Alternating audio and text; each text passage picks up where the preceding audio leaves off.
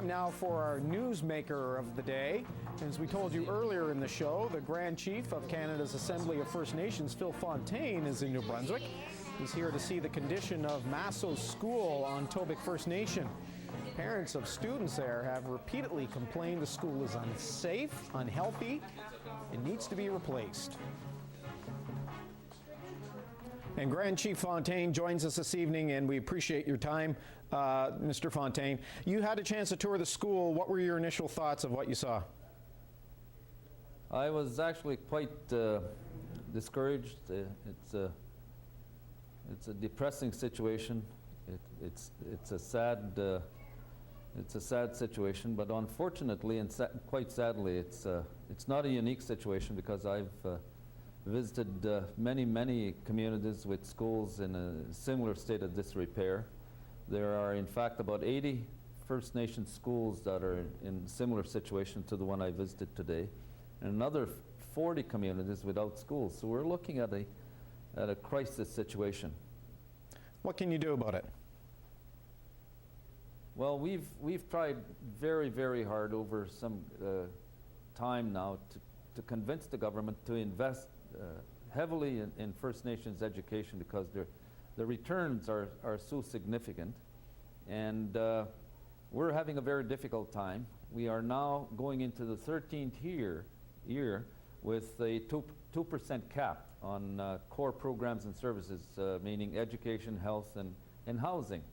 And so we can't even keep up with the population growth, which in our community, it's the 2.5 to 3 times the national average. Inflation.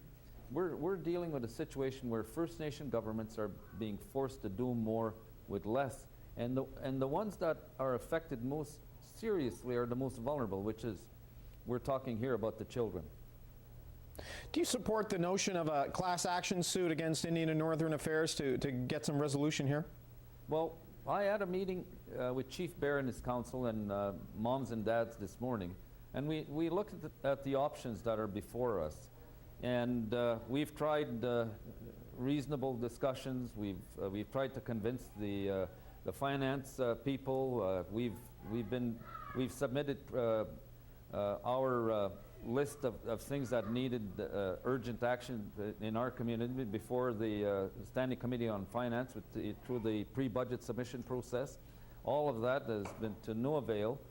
We've talked to the Minister of Finance, we've talked to senior officials, we've talked to the Minister of Indian Affairs and other federal officials, and that hasn't resulted in the kind of investments we know that are needed in First Nations education.